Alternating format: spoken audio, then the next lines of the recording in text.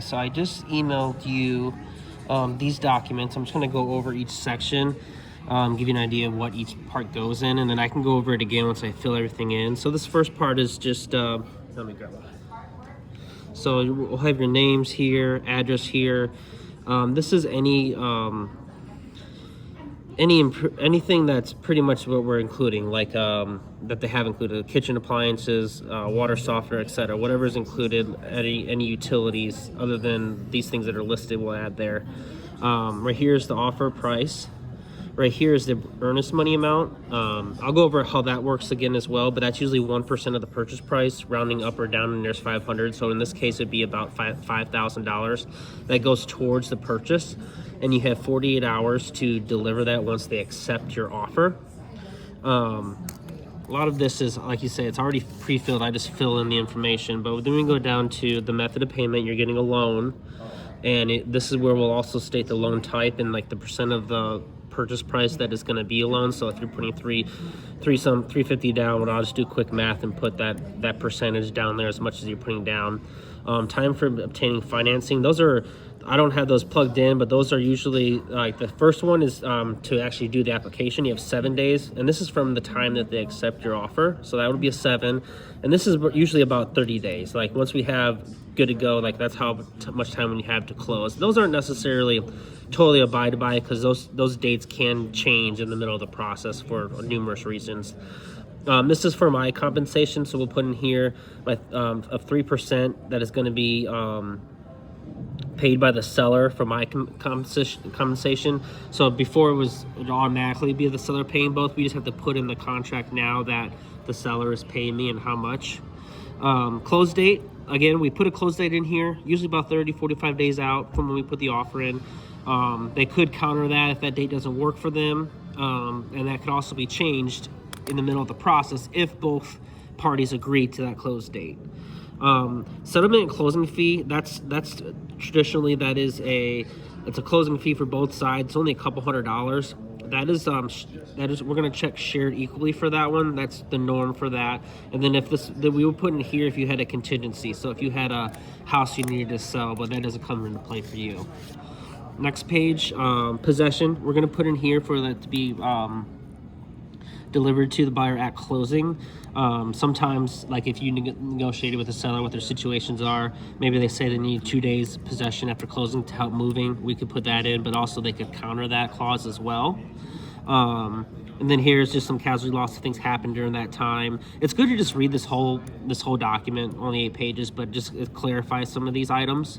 Home heating and fuel, that's if you had a propane tank pretty much, so that does not come into play.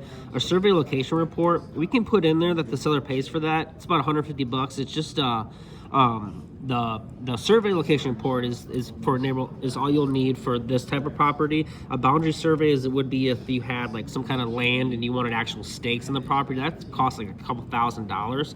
This is just a map showing your dimensions of your lot and where your lot crosses off at. They might already have one on file. If so, they'll just say they have one and then they'll provide that to you before closing.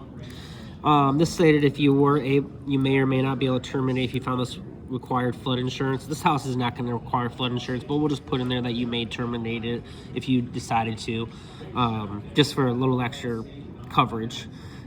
This is the intended use of the property. We're going to put in there that it's a single family and it's owner occupied. Like if you're buying this to rent out, we just pretty much have to tell them if you're an investor, pretty much how this works. Homeowners insurance, you're going to have 10 days from the time that you have acceptance to get homeowners insurance. That's a very simple process.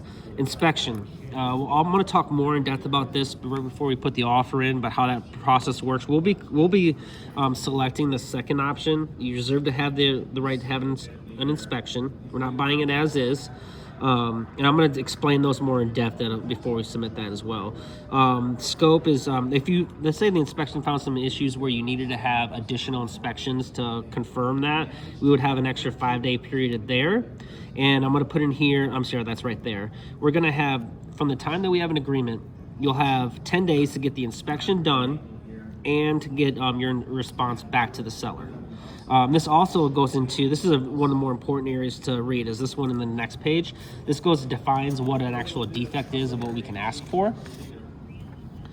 And it continues to the top of this page. This is if you wanted to ask for a limited home warranty.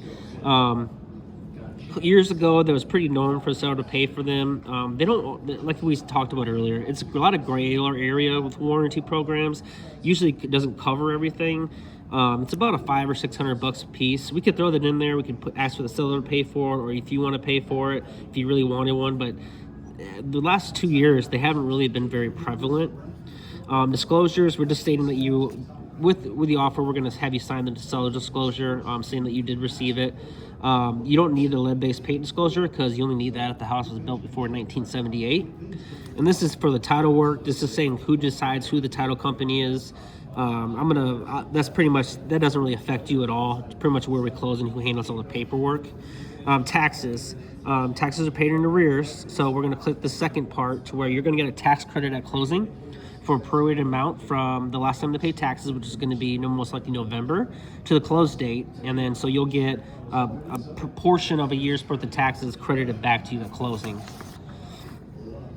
Most of this is all pretty much all put in there. But homeowner association, we put 5 days in there, but they already had that available. That's just 5 days for them to give us the covenants and restrictions. Got stuff about fair housing, a lot of stuff that's already pre-filled. Just read through that. Going on to this stuff as well, a lot of stuff that we don't even fill out. I have to put my license number here at the bottom. It's just stuff that they have filled with every contract. Last page, further conditions. If there's any amendments I need to add on here, if there's any other details that we need to throw on here, I don't see that happening here, but this is where we would put it. This is where we put when we were giving them to respond to our offer by. Usually it's about 24 hours we'll give them to respond to an offer. That is the 8-page contract. That's the most important of all this. And then you sign at the bottom here. The next ones are mostly disclosures and with my company. But I want to explain each of these to you. Like this one especially, my company charges a $350 fee for buyers and a $500 fee for sellers just to do the closing. It's their admin fee, for the people to do the paperwork. Non-negotiable. I'm not able to waive this or pay this. They make sure that I have that you pay that, but it'll be $350 for that. Expectations agreement. We already do this. This is just all something my company makes us sign. Things that I do, the way you can expect from me, things that I can expect from you, and then you have to sign that. This is the agent's obviously policy. This isn't going to come into play, but we have to have it signed for both. This pretty much comes into play, let's say if I was the listing agent of the house that you were putting an offer in, and I was representing you and the seller, just stating that it's a limited, we would have to sign the disclosure saying that's a limited agency relationship, and I would have to represent each of you solely to your best interest. This is the Spanish version. I printed up the wrong version, but I will have you send, the top is Spanish. This is actually another disclosure that does not come into play. This would be if you had a lending with this company, if you're getting a loan through this company, and also if you use the EXP, which is my company, their title company. We don't even they're not even active here in the state, but because this is a nationwide company, we have to have this document signed. You will also be signing the seller disclosure. I did not print that out. That just states what they know is wrong with the property. We have to sign that when we submit the offer. And then the final document is a wire fraud advisory, just stating that when it's time of closing, you're going to be given instructions from the title company of how to send your wire. They're going to do that over the phone. What's very important is do not respond or do anything if you get an email from somebody, even if it looks like it's from a legitimate title company, that you need to giving you instructions on how to submit the money, because that could be fraud. There's been times in the past where it wasn't me, but another agent on my team. Some people sent their wire and it was to a fraudulent company. They lost all their down payment money. So they make us sign this fraud advisory for every deal as well. So that pretty much covers all the documents you're going to sign. I'm going to go over the contract part again once I have it filled out and we have the actual details in there. But that's just, I wanted to give you a brief overview of what you need to be thinking about, some expectations, maybe brings up some more questions for you as well before we submit all this up. But once you give me the go ahead and what you want to decide, I can fill all this in pretty easily and then we can get it rolling. So just let me know if you have any questions from this.